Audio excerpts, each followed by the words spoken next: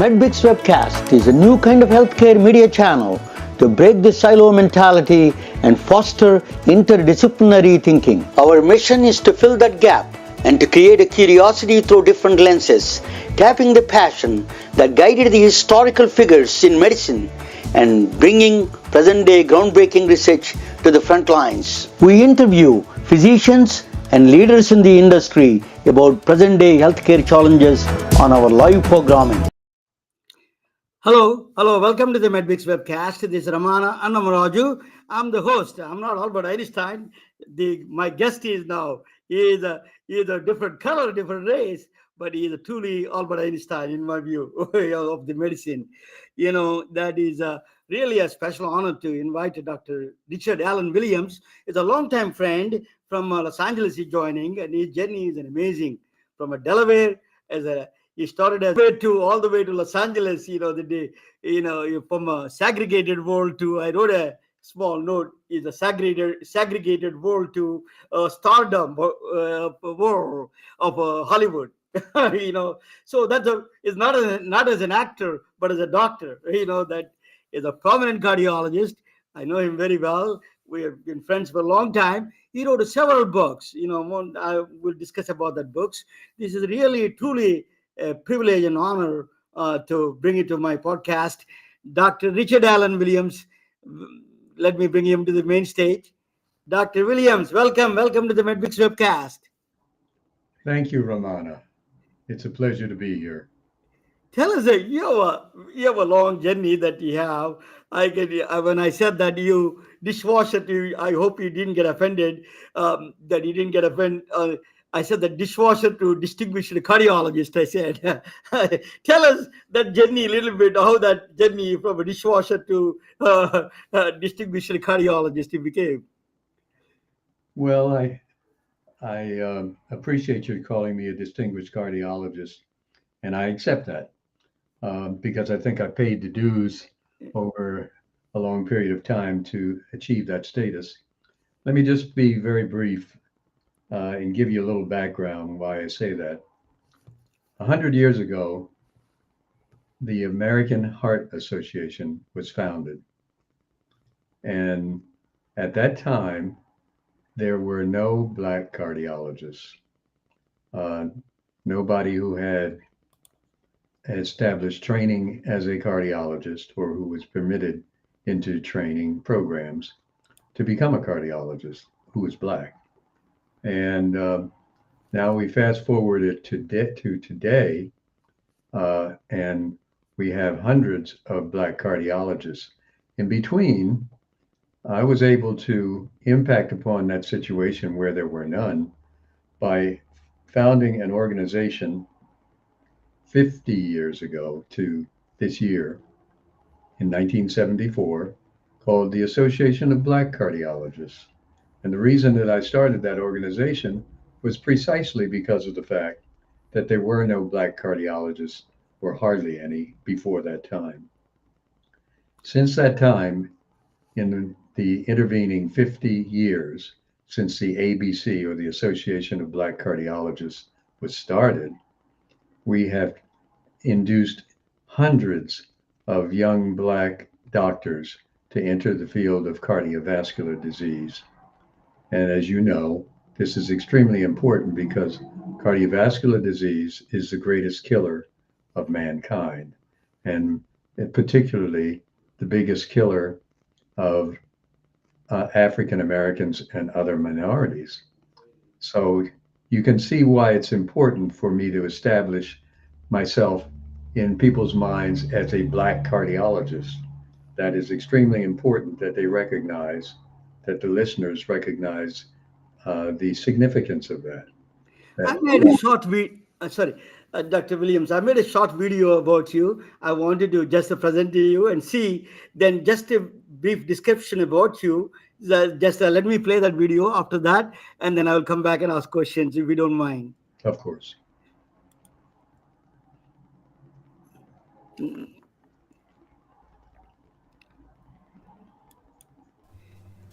My love has come. Hello, this is Ramana Annamaraju. Welcome to MedBix Webcast. Today's interview is with an icon in medicine, Dr. Richard Allen Williams. Dr. Richard Allen Williams, medicine is a true calling. He is putting unrelenting fight against disparities in American healthcare system, particularly for African Americans.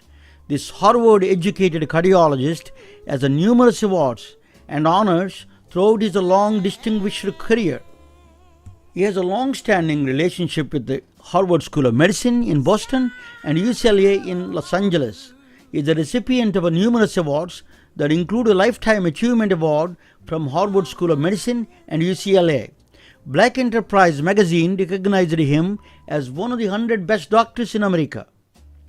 He is a founder of Association of Black Cardiologists and also served as a president of a National Medical Association, the largest African American physician network in America. Dr. Williams received a special recognition from American Association of Cardiologists of Indian origin and also a friend of founder, fellow cardiologist Dr. Naveen Nanda.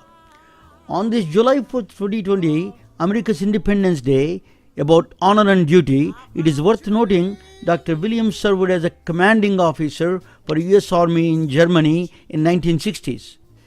He is a jazz enthusiast and I'm fortunate enough to attend one of his concerts at his house before pandemic.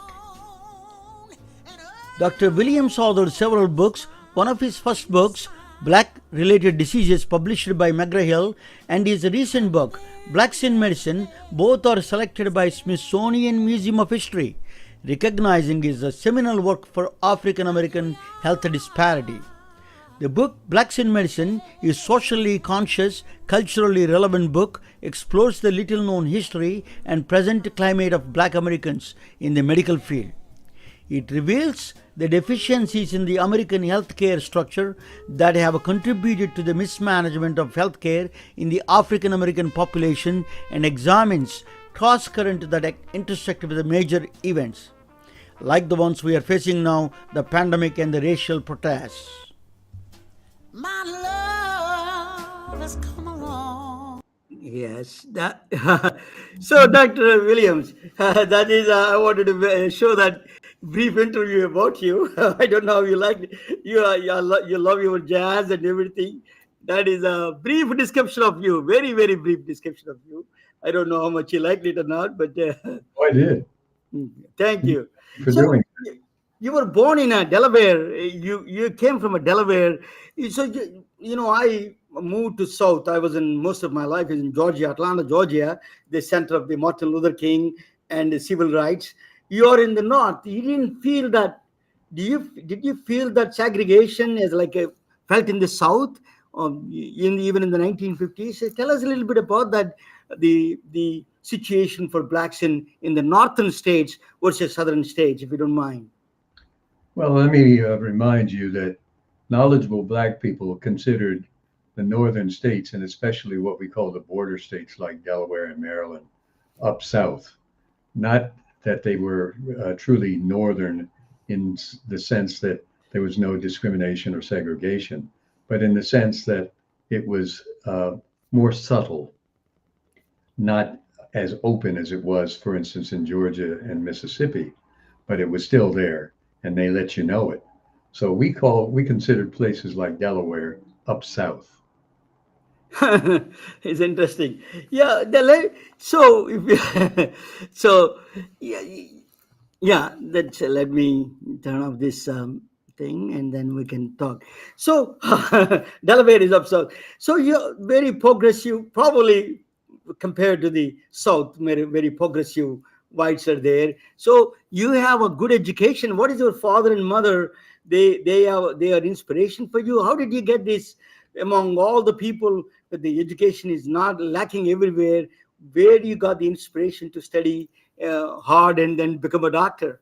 Well, I was incentivized by my father in particular, who was originally from rural Georgia and had to leave Georgia at the head of the Ku Klux Klan, who chased his family out around the turn of the century, the 20th century.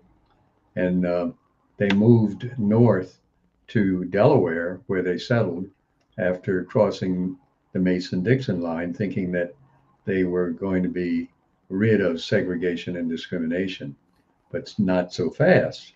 That didn't completely happen. It was a better situation, but not completely devoid of discrimination. For instance, all of the schools that I attended from K through 12 were all black. I never attended school with anybody white until I went to Harvard, which is a somewhat of an anomaly because of the fact that I learned everything that the other kids, the white kids, were learning, but under a great deal of more pressure than they were under, and with less resources than that they had available to them. So it was a very, very schizophrenic type of situation, a situation in which it appeared that everything was okay and there was not uh, any problems with discrimination and so forth, but not, like I said, not so fast. It was definitely there. You just had to enter the state and try to go, for instance, to a movie theater and or to a restaurant to be served as an ordinary person, and you found out very quickly that you were in a this discriminating state. So that's how I started out in my life, and I went through a lot of challenges as I went through education. And you asked the question, how was it in a state like Delaware to go through education and arrive at a place like Harvard? It was great. I did that with great difficulty, but with a lot of support from good thinking people, from kind people. And I won't go into exquisite details about that, but I got a lot of help from people who wanted to see someone black from Delaware to attend Harvard, for instance. And I was the first person to do that. You have any mentors in Harvard, Dr. Williams? Any mentoring that they really mentored you, gave you, when I was studying, is always there's a one mentor really inspired me. Do you have any mentors in Harvard that really excelled you? Absolutely. There were a number of people who mentored me. One was Dr. Samuel Beer, who was an anthropologist, and I really admired him because of the fact that he was an expert on things like the Jewish Holocaust and also on discrimination and so on and so forth. So I talked to him occasionally. I was one of the very few black people at Harvard at that time, and he kind of took me under his wing and mentored me a little bit. And there were others. There was Dr. Gordon Allport, who wrote the book The Nature of Prejudice, which was used by the Supreme Court in making their 1954 decision on Brown versus Board of Education, and certainly mentored me as well, and several others on the Harvard faculty. So how did you move from there, Delaware, Harvard, to all the way to Los Angeles, UCLA? What took you there in the Hollywood area? Well, as you know, I'm also a professional jazz musician, and I grew up with some jazz musicians who had a great deal of influence on me, including Miles Davis, and you can see him on my T-shirt here. Yeah. He became a great friend and musical mentor and so forth of mine. And I wanted to follow the example of not only great doctors, but great musicians. And I found that it was important to be in centers where I would be accepted in both areas, and decided to move at that time from the East Coast to the West Coast to check that out. And I loved it when I moved into San Francisco, and never looked back really, except for the times when I went back for postgraduate training at Harvard Medical School. This is a very interesting. So, because you mentioned jazz, how did the music help you go through discrimination is one of the brutal, kind of thing, that discrimination you can see among all the discriminations.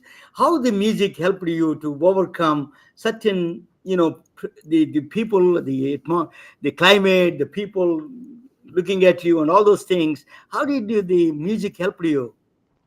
Well, I I just want to emphasize that, as President Clinton used to say, I have more days that have passed than days that I'm going to experience in the future.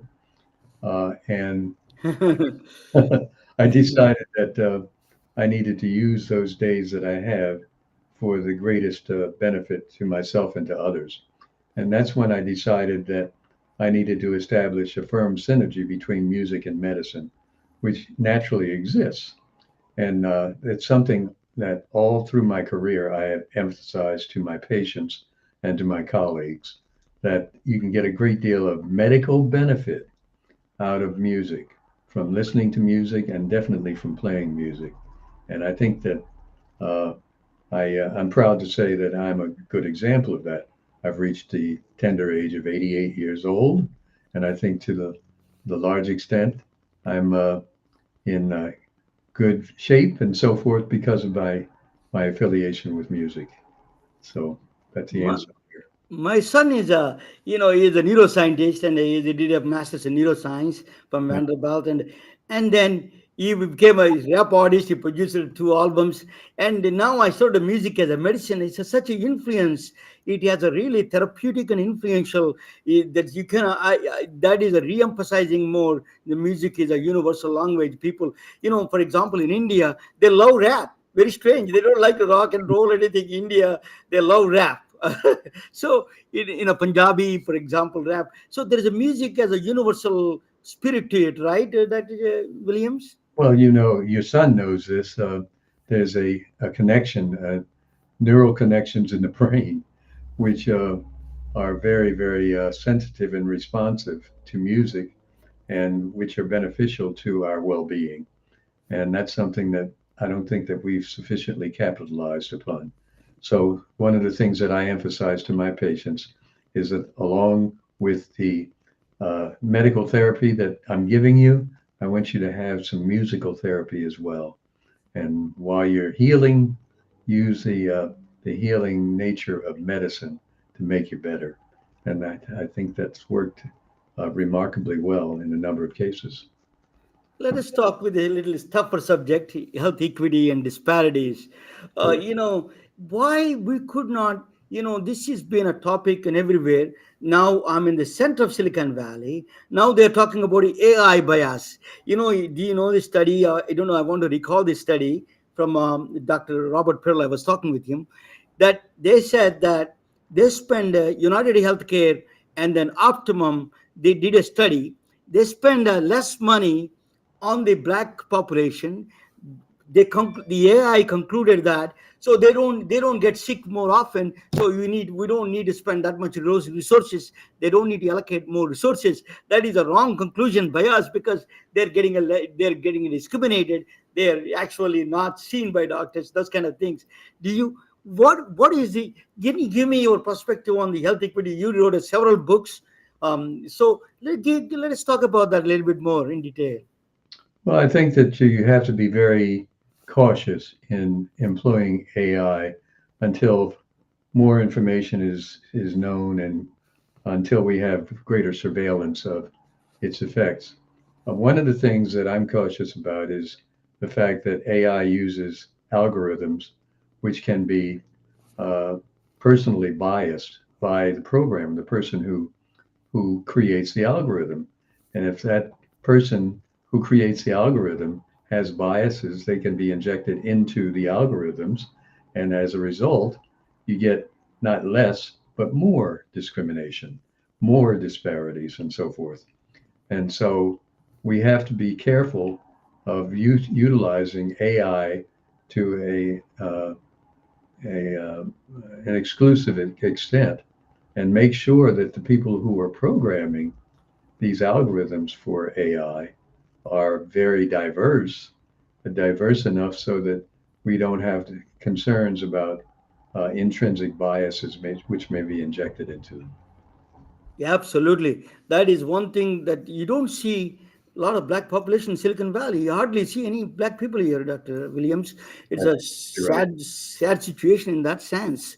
That we need a really, we need to inject that part of the bias is coming from there, because they don't have any. I don't think intentionally they want to do the bias, but they don't have experiences to do. That is a bigger problem here. They don't Well, have any experience directly related to the discrimination. here's the deal.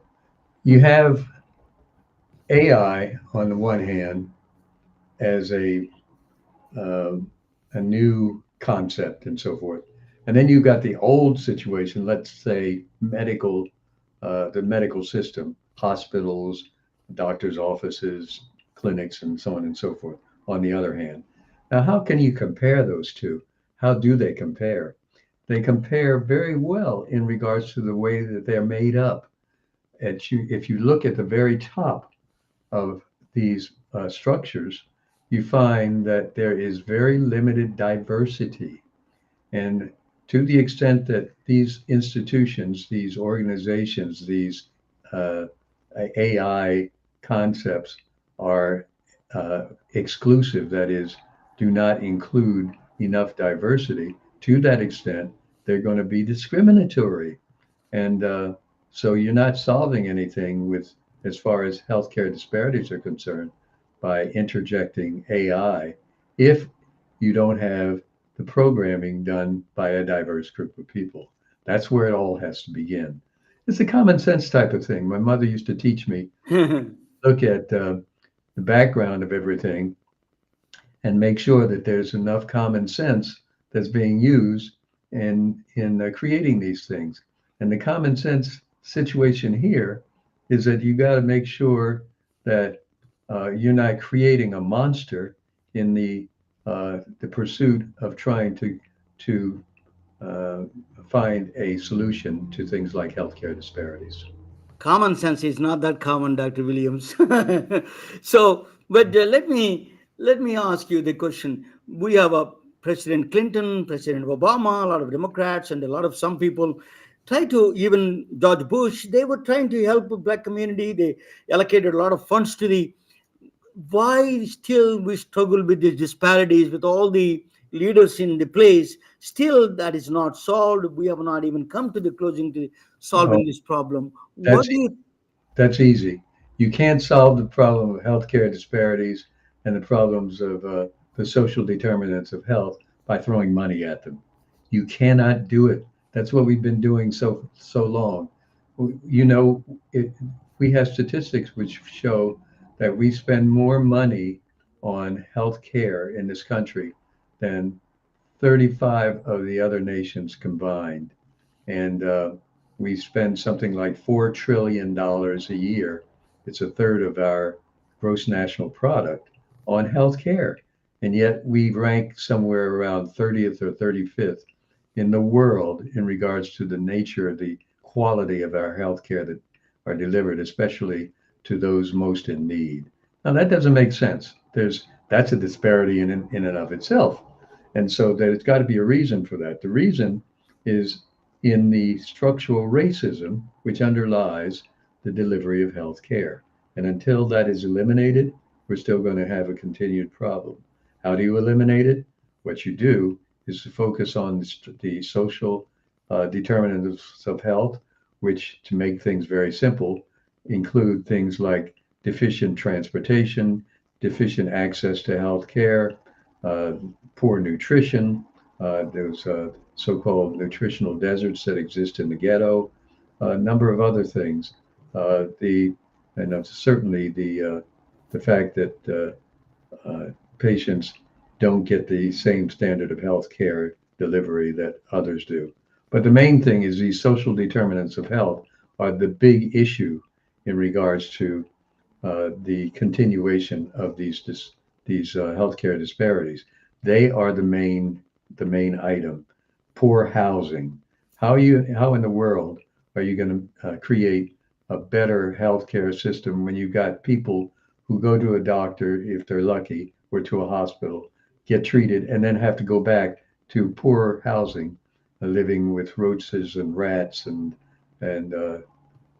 that sort of thing. That's what we need to clear up. That's where the emphasis needs to be. You know, I go to see my daughter in San Francisco. Here's some parts of San Francisco infested with homeless people. In just a, I rather wrong word that is infested. It is, it is, it is really truly tragic in the sense that there's so much. America is such an advanced country, and they have so many resources. Why there's so people are under they what is the next step? She's the mayor, is a black woman, but they're not solving this problem. Where do you think the social determinants, where they can apply this politics to solve this problem? Because of the fact that what happens, and uh, uh, there was a book written by one of the Kennedys many years ago called Blaming the Victim. And it had to do with the fact that our healthcare system is rigged in such a way that we see that there are people who need poor healthcare, and we look at them and say, why don't they do more for themselves to pull themselves out of this? Uh, they're the to blame for their particular predicament. That's ridiculous. But that's the kind of thinking that we see prevailing in this country. We expect that people who don't have anything at all, don't have any resources, don't have any assets, don't have any access, we expect them to solve this problem, which has been going on for centuries. You know, I'll just mention one thing very quickly. Back in the 1800s, there was a statistician and a demographer named Hoffman, who worked for Prudential Life Insurance Company. You know that company. Everybody does. It exists today. Well, people don't know it, but Prudential Life Insurance Company actually insured slaves for their masters. And that's something that I point out to people when they look at these so-called good things that the insurance companies are supposed to be doing for them. But in any event, he was assigned a job of going around and surveying the slave population of the United States in regards to their health status. He took a year to do this and came back to Prudential and said, I have to report that based on my figures, the black population, the black race, will be extinct within a few years, by the year 2000, in fact, if something doesn't change in regards to their health care. So what he was saying was that the healthcare delivery to blacks at that time, and what has continued to be through healthcare disparities, which originated with slavery, had persisted to the extent that the population was becoming extinguished and was going to be extinct unless something dire was done about it. So that's when some people took some steps to try to create better healthcare delivery. It hasn't been perfect by any means, but it's a lot better than it was before. And so we have a lot of hope that we will be able to continue to eliminate healthcare disparities, which started with slavery, and make sure that the people have the promise delivered to them that everybody will be able to live a full life, full of hope and full of health, to the extent that they're able to achieve that. Why sorry to be a little bit of a critical about that process. I lived in Atlanta, and Atlanta was a little bit, the mayors realized that we need to do something about the homeless people, and that all the black mayors really acted upon it, and then solved some extent the problem. But in San Francisco, Chicago, these areas, the mayors are black, and still they did not solve why the leadership is lacking in this area, Dr. Williams. You mean with the millions of people that there are there, especially blacks and so forth? No. I'm not talking about the homeless situation in the big city. They can build, they can ordinance pass, and they can build up places for them, and then really house them, and they treat them well. But why can't they do, these mayors not doing that? They can do it, but remember, we're a political environment.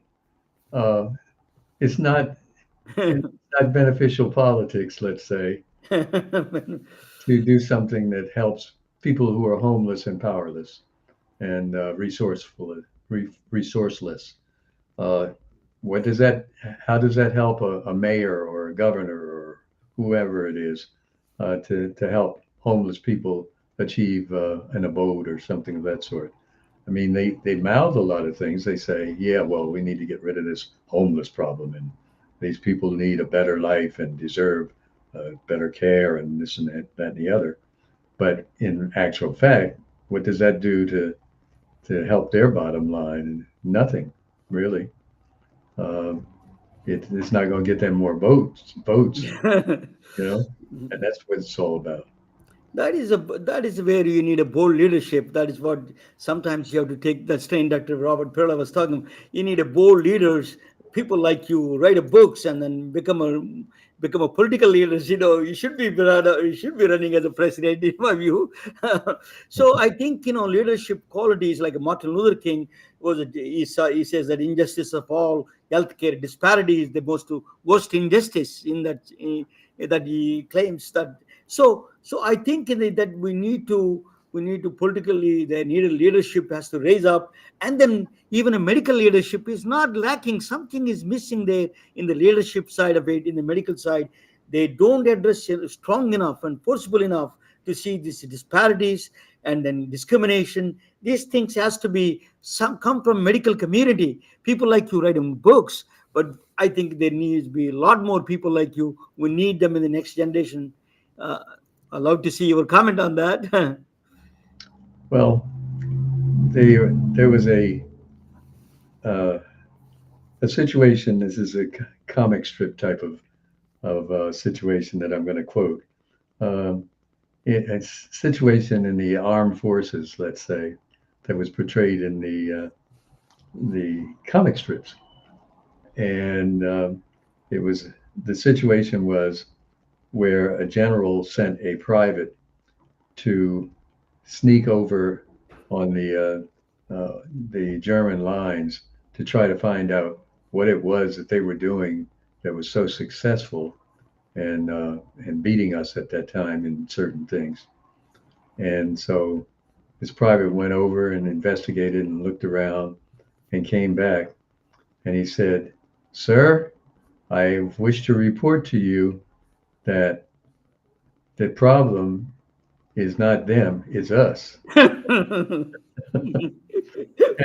that's so true, isn't it? In our medical system. Yeah. Can't blame the people who are victims of our terrible discrimination and healthcare disparities and lack of good social determinants of health. And so that's where the effort needs to be made. We need to eliminate structural and intrinsic racism.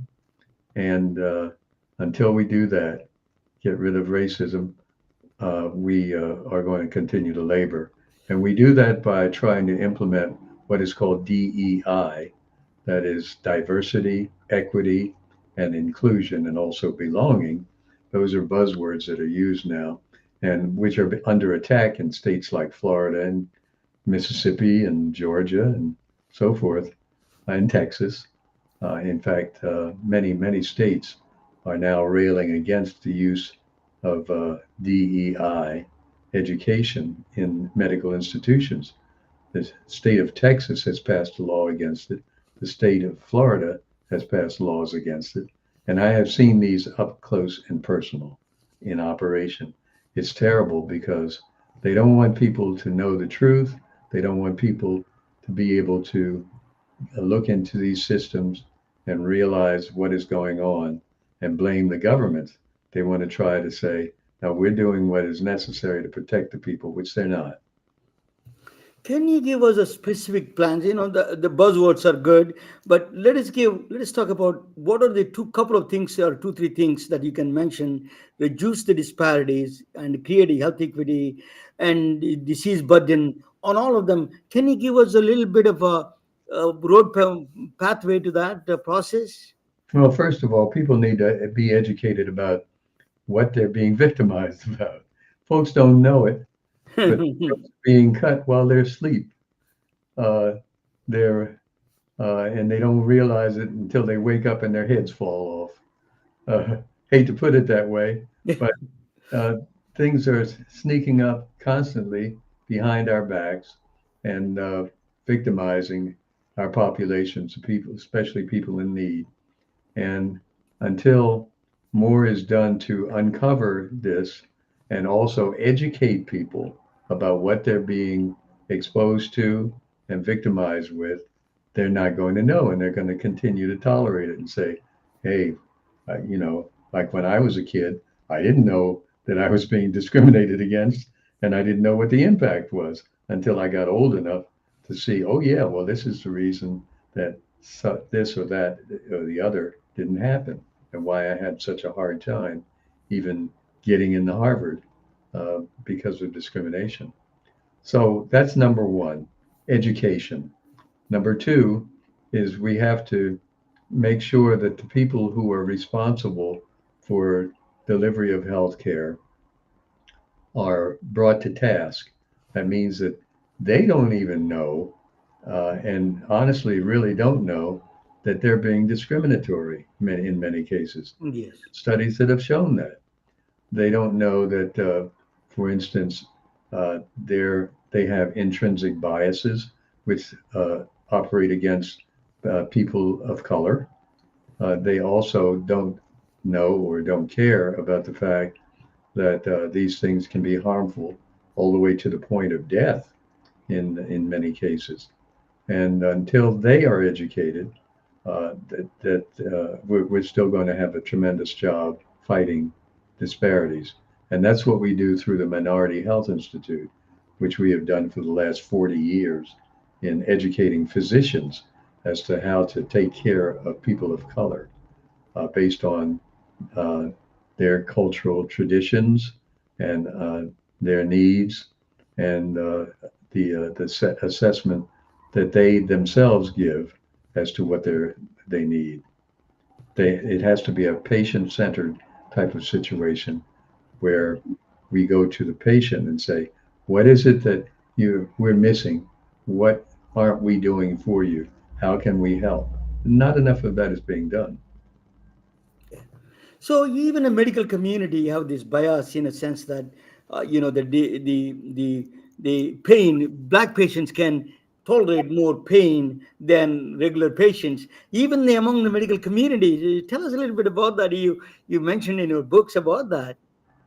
Yeah, well, there are a lot of biases and myths that have risen up. I can't go into intimate detail about all of them, but they have been very significant in regards to impacting medical care for blacks and other minorities. I'll just give you one example real quick.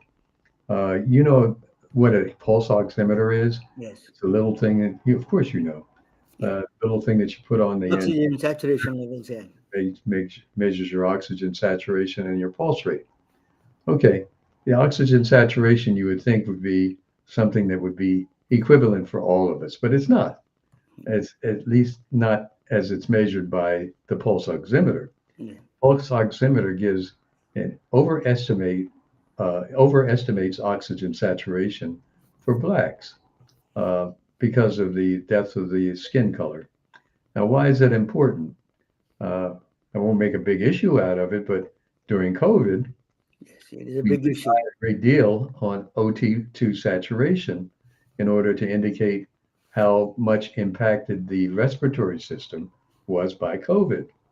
And if this measure showed a higher number for a black person, that black person was not going to get the kind of care or attention to the respiratory system that a white person who got a lower figure on that estimate would get.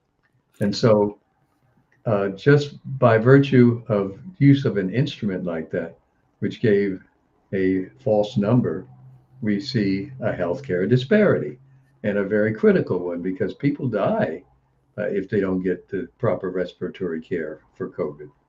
That is a life and death. Actually, a lot of the good thing is a lot of even the Caucasian white doctors and the American Medical Association presidents, the leaders are now coming up with it. Say it is a really it's a discrimination. You got to solve this problem. Thank God everybody is realizing now. They say so. Your forefront is in education, as you say. Once they are educated, a lot of them are not intentionally biased, probably intentionally biased, but they are not intentionally biased. So this kind of thing, it helps them to bring these kind of things to awareness in the front stage. That one of the what are the genetically, everybody, we Indians, I'm Indian. My I have a diabetes is a bigger problem in India. In black community, sickle cell anemia. What are the genetically related diseases, Dr. Williams? That we need to put the resources and solve this problem of genetically diseases, genetically, coming diseases to the black community.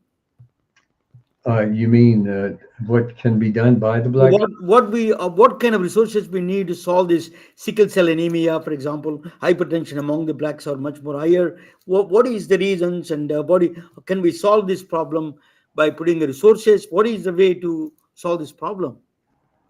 Well, at the risk of reinventing the wheel, I think that we need to go back to the drawing board and look at the problem from a new perspective all over again. Let's say if we take sickle cell anemia, and we're actually doing that. Now, if you go back on the drawing board looking at sickle cell, you go back to the year 1972, 71, 72. Richard Nixon was president of the United States. And there was a terrible sickle cell scandal going on in that patients with sickle cell anemia were not getting treatment for their terrible pain, crises that occurred. As you know, they can be devastating and deadly. And so the Black Panthers, of all people, you might say, rose up and said, this is genocide. This is a situation where a people, a subpopulation group, is not getting the kind of treatment that it needs to survive. You might even compare it to what's happening to the Palestinians in Gaza, to make things, bring them into modern context. And so people started getting restless about this, and it got back to President Nixon, and he perceived, and his advisors perceived, that there could be a big problem coming from people like the Black Panthers and the Muslims and so forth over this issue of sickle cell anemia. And here's what happened. And I want everybody to pay attention to this because it shows what can happen if you take forthright steps to exert pressure on politicians and change health policy. They decided that they would advise President Nixon to pass an executive order to focus and concentrate on sickle cell anemia. And in 1972, the National Sickle Cell Relief Act was passed. It was signed into law by President Richard Milhous Nixon, of all people. And that was the beginning of the start of the National Health, National Lung and Blood Institute of NHLBI. And that started the Sickle Cell Center. I was one of the first people to get a grant to start the King Drew Sickle Cell Center here in Los Angeles at the Martin Luther King Hospital. And that began something that started to turn things around. So I come back to what I started to say, that if people exert enough pressure at the appropriate time and bring attention to issues that they are concerned about, which they have to be educated about in the first place, then they can get something accomplished against all odds. I was just interviewing a doctor, Stanford doctor, Asian woman. She was telling most of the research in the pharmaceutical research, clinical trials are all done 50-year-old white man. That's it. Not even a woman. That's what he's saying. Most of the research, she was very blunt about it. So some of the medicines don't work with the black communities, don't work with the Asians. She was telling. So, we need to bring those kind of things aware to the public. And we need to really diversify, as you say, the testing and the clinical trials and all those things. Yeah, and you mentioned, for instance, the Indian population. Indian population not only has problems with diabetes, and I've studied a lot of ethnicities and so forth and their health problems, but also with coronary heart disease. Heart disease. Navananda, who has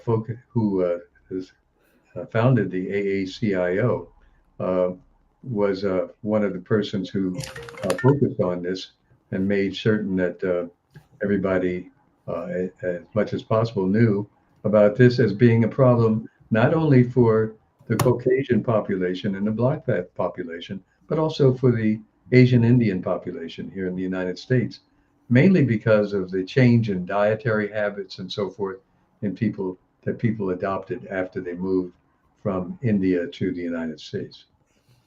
You are a true champion for the health equity, Dr. Williams. You've been writing books on it. I read your books. That you really contributed to the medicine itself. You're an icon, true icon. When I said that in the video, you're truly an icon. Tell us a little bit about your books. A little bit. Let us talk about your how many books you wrote and what are the latest book, Blacks in Medicine, that I mentioned. What are the things that a little bit about your authorship, writing books? Yeah, well, I've written 9 books. I'm on my 10th book now. I hope that God grants me the capacity to finish it. My 10th book is an autobiographical book. But the first book was a textbook of Black-related diseases. The last book was Blacks in Medicine, which you showed a copy of, and I have a copy of here. And both of those books are now in the Smithsonian Institute archives of medicine, of history. And I've written several other books in between, including a book about heart disease in athletes, and particularly the disproportionate impact of heart disease on Black athletes, which has been highlighted by the incidents that occurred with Bronny James and with the gentleman football player with the Buffalo Bills and the cardiac arrest there and things of that sort. So I try to focus on things that will be of the greatest interest and the greatest need and help for the greatest number of people who obviously need them. But I also want to mention that I'm not the only person who's doing this in this field. There fortunately are others who've been stimulated and incentivized to try to do as much as they can to achieve health equity and DEI. And one of those people is Dr. Uche Blackstock. I've got a copy of her book here called Legacy, and I want to recommend that to everybody. This is called A Black Physician Reckons with Racism in Medicine. This is on the New York Times bestseller list. It just came out within this year. It is a bombshell.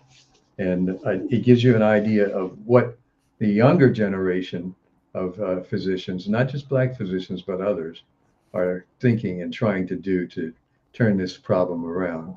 And we must turn it around because this is at the source of our life.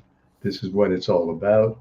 If we don't do that, then perhaps we are doomed to reckon, as Dr. Hoffman said, with the possible extinction of people because of healthcare needs. Dr. Williams, did you see that big change? You see a change from a new generation of doctors. They're less discriminatory. They wanted to solve this problem of discrimination, bias, all those things. And then we got a new threat of AI now that we have to technology. People have to solve that. I think at least there is intention that this kind of biases are not a human, is not a. So do you see that there are positive changes that you see as overall? Well, Martin Luther King made a great quote, and I'm famous for quoting him.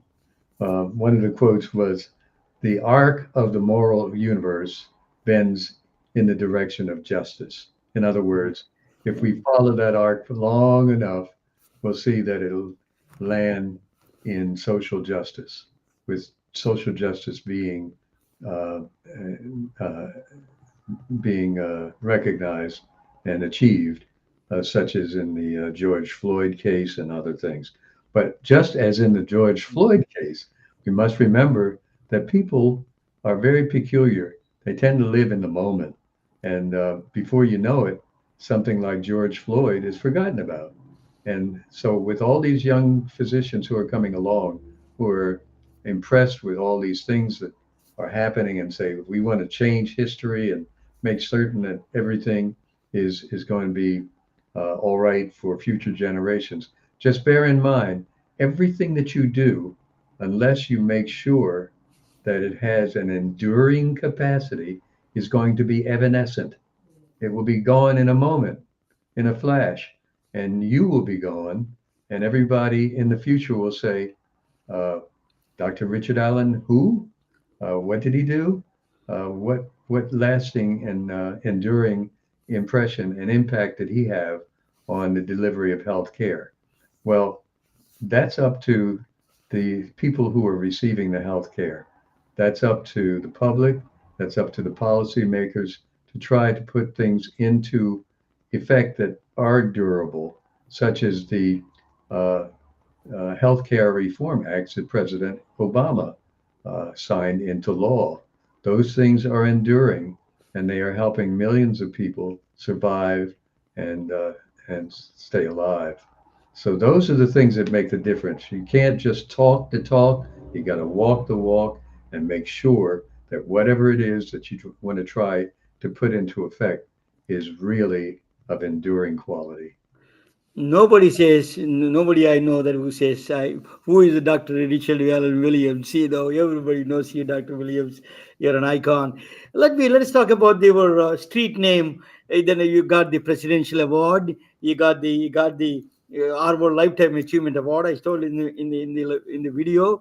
You recently received the Presidential Award, Lifetime Achievement Award. Now there is a street named where you are born, that Howard High School. That is where your street is named after you. Just tell us a little bit about that.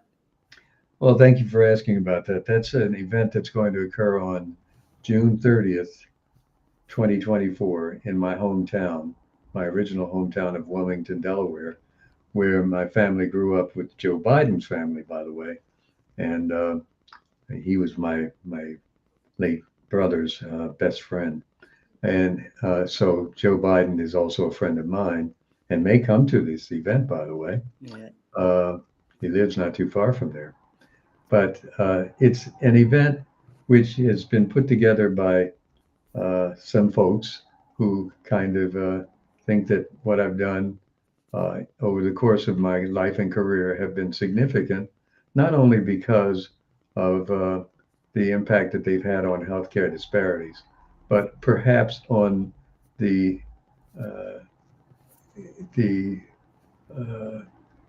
impetus that it might give to younger generations, to younger people coming along saying, oh, well, there's Dr. Richard Allen Williams who did such and such a thing, and I want to be just like him. Because that's what I did when I looked at what Martin Luther King did and what several other doctors in my life achieved. They were my heroes, and I want to be a hero to some of those folks. So that's what this is all about, the street naming at the high school that I graduated from in Wilmington, Delaware, which will be on June 20th. It's a great honor for me, and I'm looking forward to it. And I hope that anybody who's in the area of 13th Street and Clifford Brown Way at Howard High School in Wilmington, Delaware on Thursday, June 20th, 2024, will come and enjoy this with us. I will try to join there, Dr. Williams. You know, this is a truly an honor for me to. I want to play a little bit of music of yours that I got somewhere. I copied somewhere. Just let us see if I can bring your music. Then your passion, I attended one of your jazz at your home. It is you live next to the among the stars. Michael Jackson home is like a few blocks away from you, and it is an honor really. So let me play your music and say that your passion for music. Okay. Let me see that.